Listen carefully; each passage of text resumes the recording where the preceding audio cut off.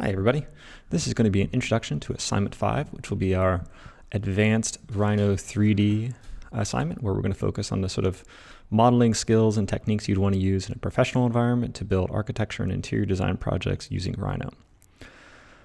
So for this assignment, we're going to be using one of the 4 large precedent buildings that you've been assigned in Studio. Whichever one you're assigned is the one you'll be building. And we're going to try to build these with as much detail as possible. So the documentation that you have is basically what's on ArcDaily, which all of these projects have some degree of 2D documentation, though it does vary between project, and a good amount of photographs.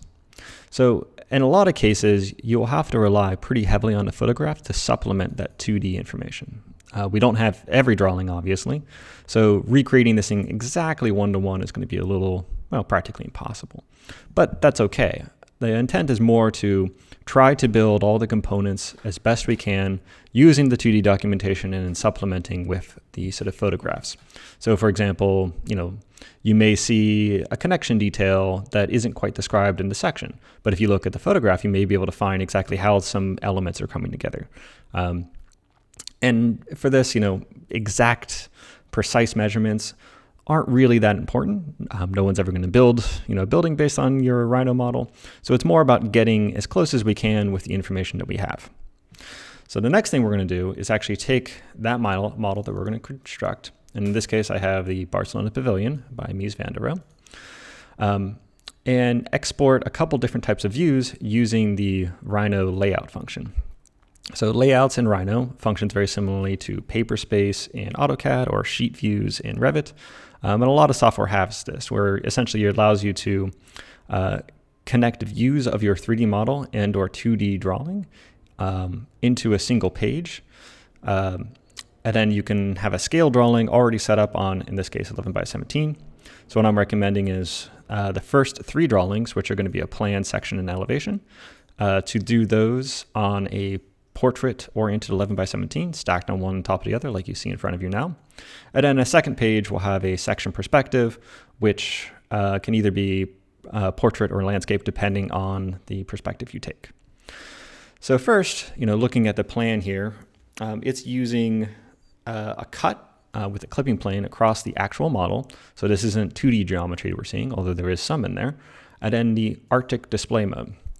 Now, one thing to note here is that I started drawing in some extra 2D detail. So although I didn't physically model the bathroom, which, by the way, that's also not a bathroom in the project, I just put something in there to show how you would do that. That's just 2D line work, but it shows up just fine. And it's sort of a nice way to have a kind of different levels of detail. So that's generally what I'm going to recommend for some of these sort of interior things and adding furniture and things like that. Is just adding in some 2D line work, and you can do that just straight on top of the model, and I'll show you how I've done that. There are a few things in here that I actually added on top of the 3D model in layouts, and that's a little bit different, but I'll also show you how you do that. It allows you to sort of draw 2-dimensionally on top of a 3-dimensional object, which can be really convenient. So the section here, or the plan, I was using the Arctic display mode, which gives you nice little sort of ambient shadows. It just kind of helps the drawing pop a little bit. Now, because I'm zoomed in so much, that you can see my resolution wasn't super high on this output, but that's all right. Next one here we're looking at is the section here where I have a rendered mode turned on. So what that gives us is really just the fact that we have some shadows coming across that helps really liven up the section. You can see here the poche is consistent all the way across, and then we have a nice little ground pattern. Finally, the last one here is actually a make 2D section. So this was taking that 3D model, make 2Ding it, which makes the a view that has just 2D line work, and then adjusting that line work to get some line weights out of it, and then using that as a view. So we have 2 3D views here and 1 2D view. And the final one here is a section perspective, which could also be a section axon. It can either be of the whole project or a zoom in on a particular moment in a project that you find interesting. So if there's something more detailed, like, well, we'll get to some examples later on.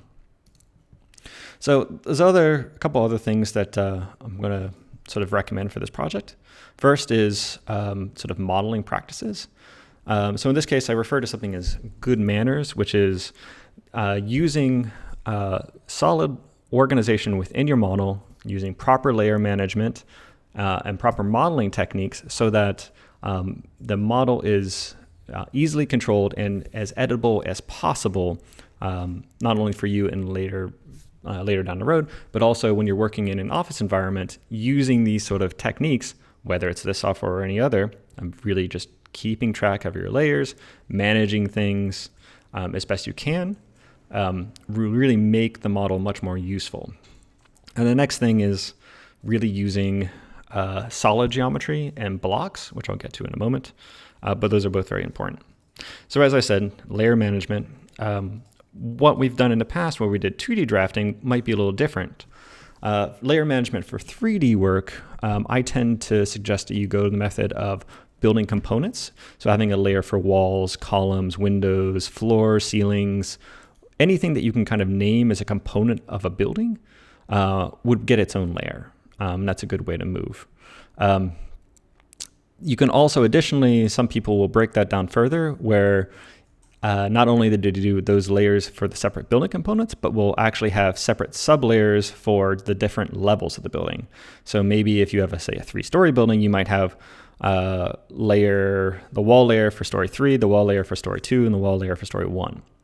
That way you can turn them off independently. I personally don't usually do that because I find it just ends up with too many layers and it's hard to manage, but it is an option and some people prefer doing it that way, so I mention it anyways. The next is solid geometry.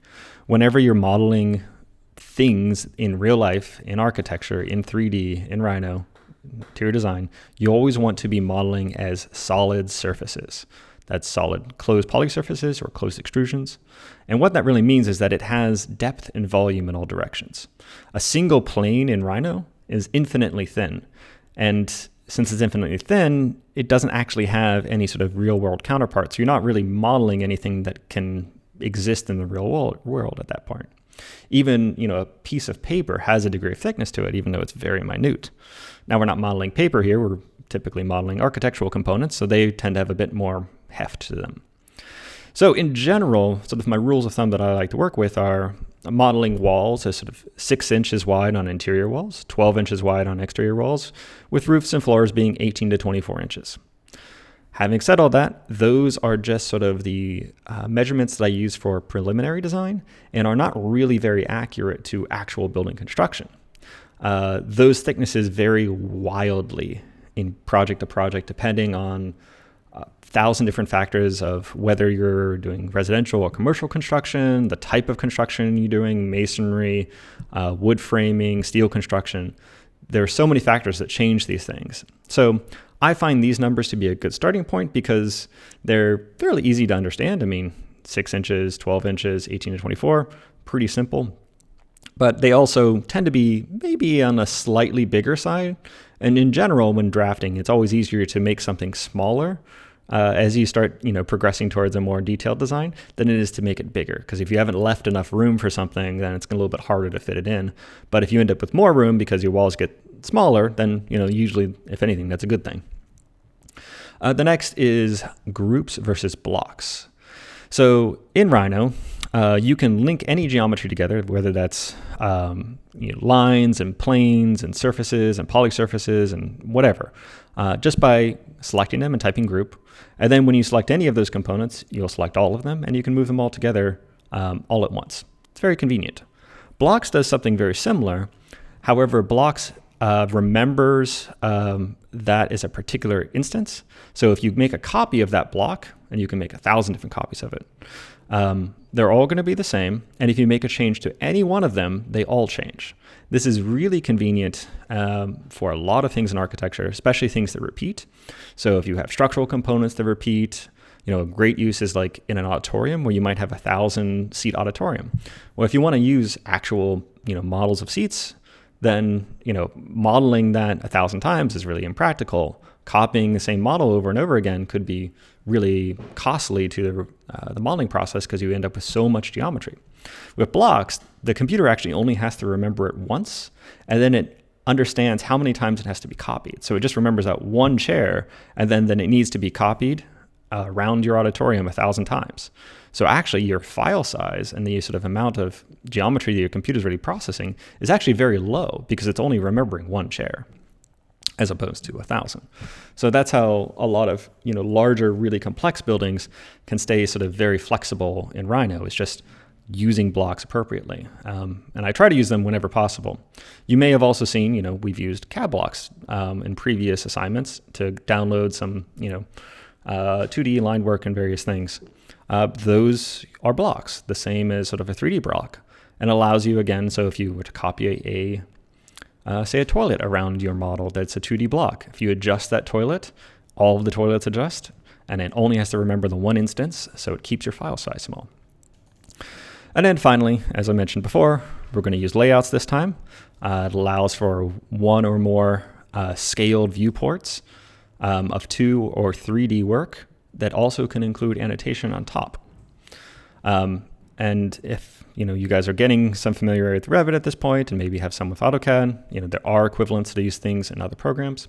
And the other really great thing is, unlike when we were drafting in Rhino and just drafting in model space, which is just your 3D model, print display will actually enable you to display line weights as they would print. Whereas when you're in model space, you had to do a set line type scale, and then you got sort of approximation of what things look like. When you're in layouts, because it's actually scaled already, you have an exact idea of what your line weights will look like. So then finally, this assignment, as with all, are going to be due next Tuesday, October 6th.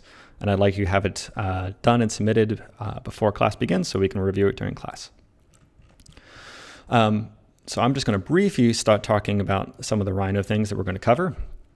But basically, I have decided to go ahead and model what I considered all the most complex things of the 4 buildings. And then I'm going to go in one video and just go through each of them and how I would do it and how I'd go about that. Before we get there, I'm going to talk a little bit about the Barcelona Pavilion model that I have here.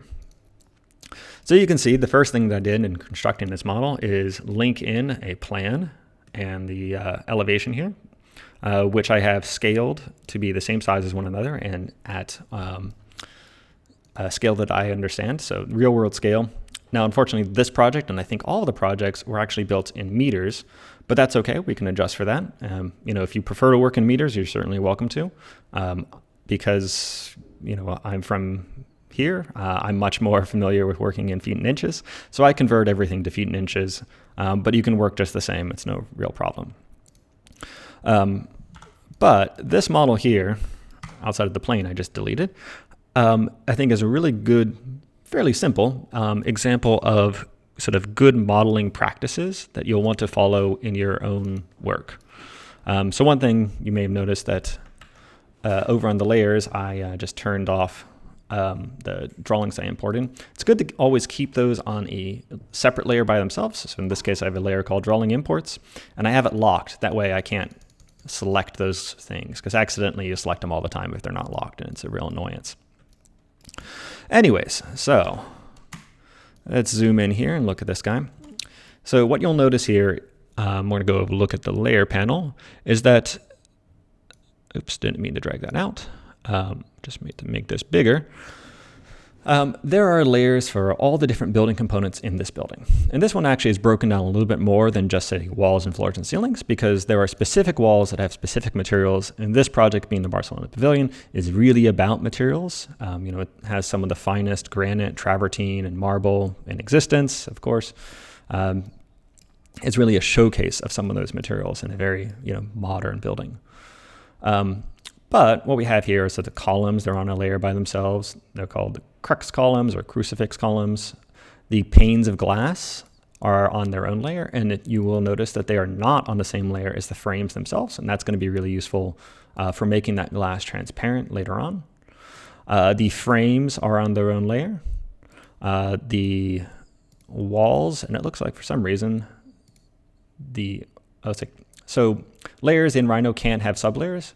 Any layer that you click on, you can click this little thing, and then you can have sublayers. So the travertine walls basically also seem to have the stairs on them. I suppose the stairs were also travertine, so that's probably why. Although I might have put them on a layer by themselves personally. Not personally, but now that I'm thinking about it. So I can turn this off, and it will turn off all the layers that are sublayers within it. But we have the bench that's travertine. The base, which I think got or it's on the wrong layer right now, which I think is probably this guy. I'm just going to right click and change the layer. So now base will turn off. So maybe that should be travertine elements, maybe not travertine walls. The granite walls, though, those are all pretty well organized. And of course, we have roof, water. There's a statue over here. Not a statue that I personally made, but found the statue online. Someone else had modeled it. That's actually pretty close to the actual statue that's in the project. I have some, little 3D people here that are actually just 2D line work sitting up. And then you might see some sort of weird looking trees. These were something I just took from the same cabblocks.com, made them into simple surfaces, and you'll see why in a second. But I wanted to make sure that I had a flattened version that's sort of for plan, and then a elevation version that will show up in elevation in sections. And then I place them on the center of each other so that as I move these things around, or as I do the different views, the trees appear in the same place depending in each view. So down here at the bottom, you might have seen before that there's these little tabs down here, and this is actually how you can switch between your main views. The same way you can come up here and double click on things and move around. But there's some additional ones. So I have one that's called PSNE, which in this case is Plan Section Elevation. And here I have a view of my Barcelona Pavilion, in plan mode, the rendered section, and the 2D line work. These are essentially live views. So if I were to, how about if I double click into them, I can actually sort of move things around. So this tree, if I wanted to move it, it moves around. Same for anything. So there's a wall here. So if I move that wall, it moves in this view, but you could also see it would move in the other views. This rendered section would be affected by that because it's of the same model. So let's just try moving something a bit bigger now, like that base. So double click into it, and you can see here, if I'm moving the base, it moves in both views. This is what I kind of might refer to as like Rhino BIM light functionality. It's not quite BIM, but it's similar to what you'd get with a sort of BIM process of modeling. So ultimately, you'll have a sheet that looks very much like this. You'll want to include a little bit of information in here, names of each view. It's also good to make sure that you keep these at a scale. To set the scale of any view, if you just click on the view and go to properties, and again, I'll go over this more in the sort of couple of videos that I'm going to produce for this, but you can essentially set it to any scale you want. 1 to 21 and 0.33333 is actually the same as 3/64. It just converts it for you. So essentially that's how these are set up. I have the perspective set up similarly, just the view that's been dropped in. This is sort of an alternate version of what you could do, although the section isn't currently turned on. This is one of our projects. I believe this one is called I don't remember, Mount Tiang, I think, something. Anyways, we'll come back to that. So that's going to be it for this video. Look out for the next video, which is going to go into more of the how-to on some of the modeling side, and then there will be another video that goes into the specifics of managing layouts in Rhino. All right. Thank you.